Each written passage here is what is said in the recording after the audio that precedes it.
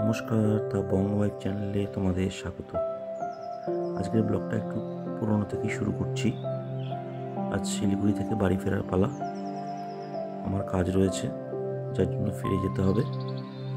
ঋষি রয়ে গেল এখানে। ঋষির এখনো 2 দিনের এক্সাম আছে। এক্সাম দিয়ে ও চলে আসবে। আর এবার শরীরটা খারাপ বলে এই ব্লগটা পোস্ট করতে একটু দেরি হয়ে গেল। ও ভীষণ সর্দি কাশি ধরে গেছে, একদমই কথা বলতে পারছে না, যার জন্য ব্লগটা দিতে একটু আমাদের দেরি হলো। তার জন্য আমি দুঃখিত। ছেলেকে বিদায় দিচ্ছে মা। তো দুপুরে ফিরে গিয়ে অনেকগুলো কাজ রয়েছে, যার জন্য আমরা চাইলেও থাকতে পারলাম না শিলিগুড়িতে।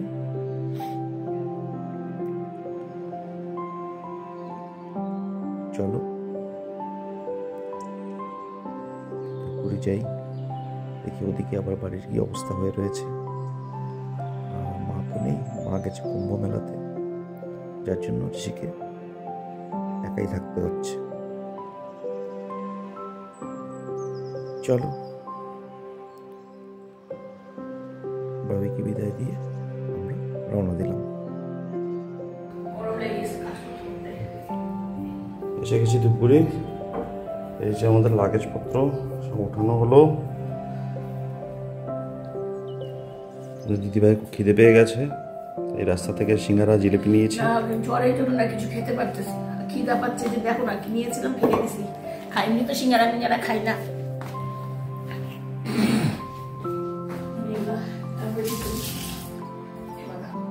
আমি এসে বিছনা করলাম, সব কাপড়পত্র বের হচ্ছে। সব কতবার মেশিন চালাতে হবে, কাচতে হবে। সকাল হয়ে গেছে। গুড মর্নিং সবাইকে। আরেকটা রোদ্দুজ্জ্বল ঝলমলে সকাল।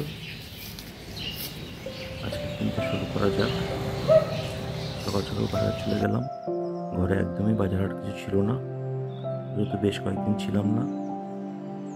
রান্নার মাসেও চলে এসছে। বাজারটা করে দিয়ে আমি আমার কাজে বেরিয়ে যাব। দেখো ভুট্টা নিয়ে এসছে, আমরা ভুট্টা খাবো।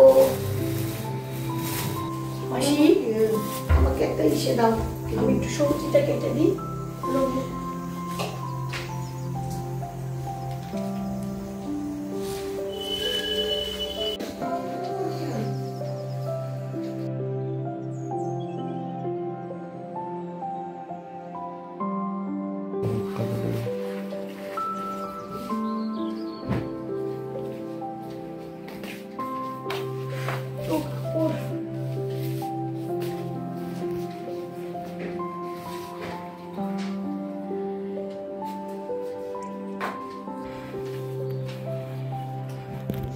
করতে হবে।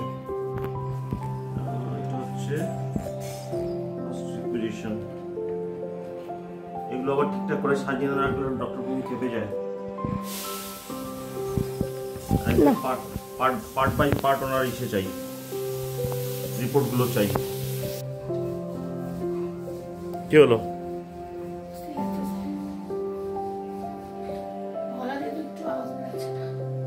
সকালে তো তোমাদের দাদা একটু দেখালো, বাজার নিয়ে এসছি, এসে করেছি। এখন মাসি কলা দিয়ে জানো একদম আওয়াজ বেরোচ্ছে না। ও মাসি আলু ভাজা পুড়ে গেছে। এখন মাসি ছোট আলু ভাজা করলো, আর এই মাসি পনিরও পুড়ে গেছে। পনির এত ভেজো না, পনিরটা বেশি ভাজলে না খেতে টেস্ট লাগে না, আর পুরো গুণটা চলে যায়।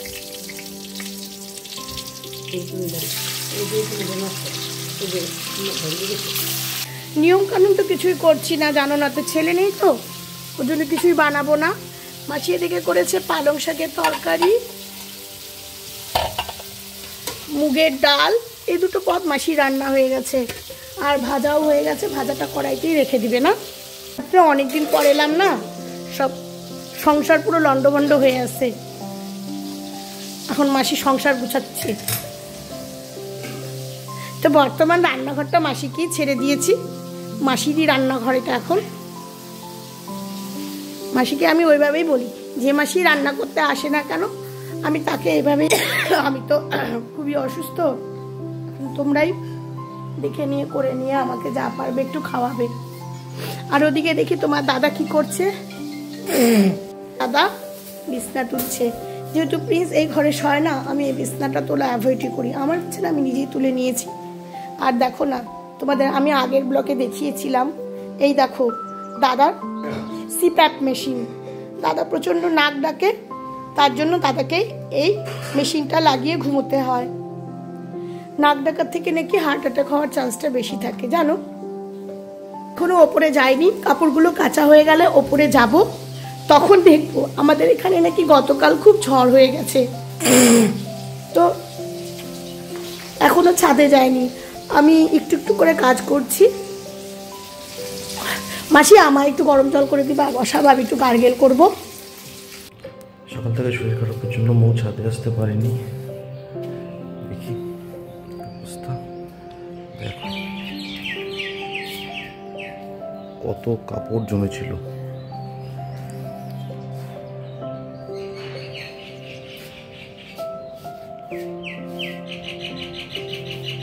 কদিনের ট্রিপে পুরো ছাদ ভরে গেছে কাপড়।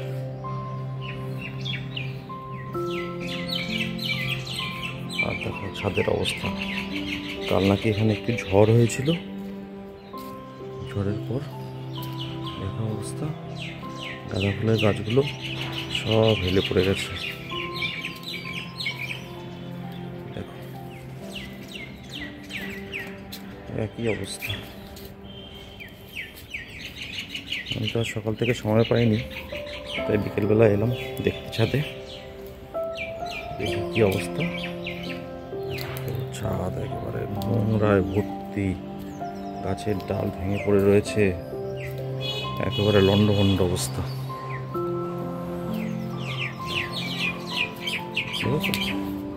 কি অবস্থা,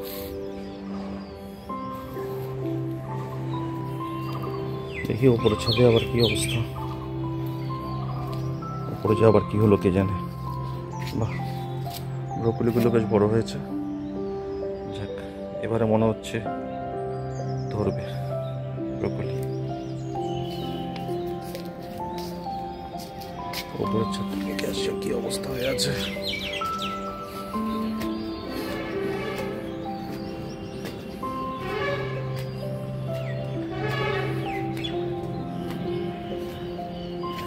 সব মোটামুটি দাঁড়িয়েই আছে দেখতে পাচ্ছি, আমরা ধরেছি অনেক। দেখো এই আম গাছটা কত মুকুল এসছে।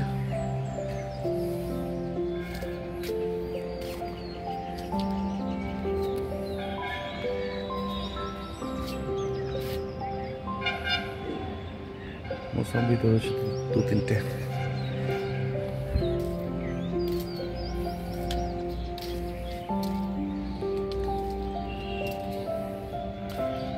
এ বাবা, টমেটো গাছগুলো সব হেলে গেছে হাওয়াতে।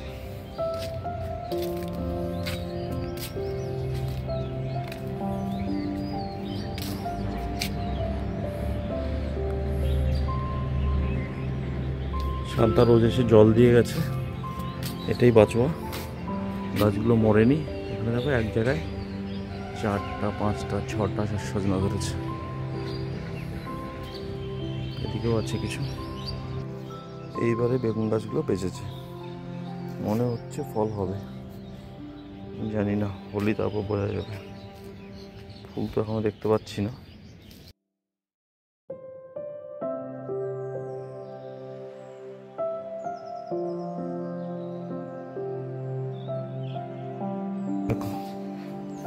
দুপুরে খাওয়া দাওয়া করেই শুয়ে পড়েছে। খাওয়া দাওয়া পরে সাধারণত শোয় না, ছাদে যায়। শরীরটা একদমই ভালো নেই। ও তুমি জেগে আছো?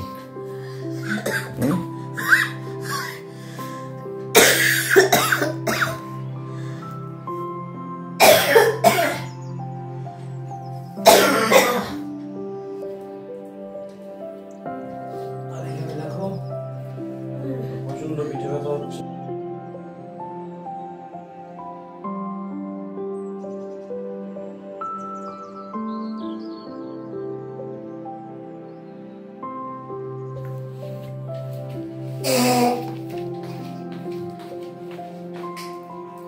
তুমি আবার নতুন করে কি বাতালে গো?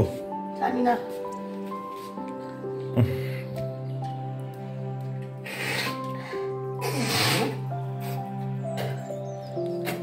চেন্নাই থাকাতে ওখানে হলে তো ওখানে একবার দেখিয়ে নিতাম। হ্যাঁ, আসার পর হলো তো। কি করবে?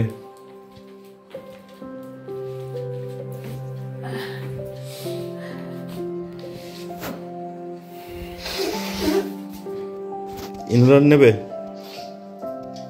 নেবুলাইজেশন বলছি না আমি বলছি ওই যে কার্বল প্লাস দিয়ে ইনহেল করে না, ওইটা করো। ওইটা করলে যদি একটু আরাম পাও।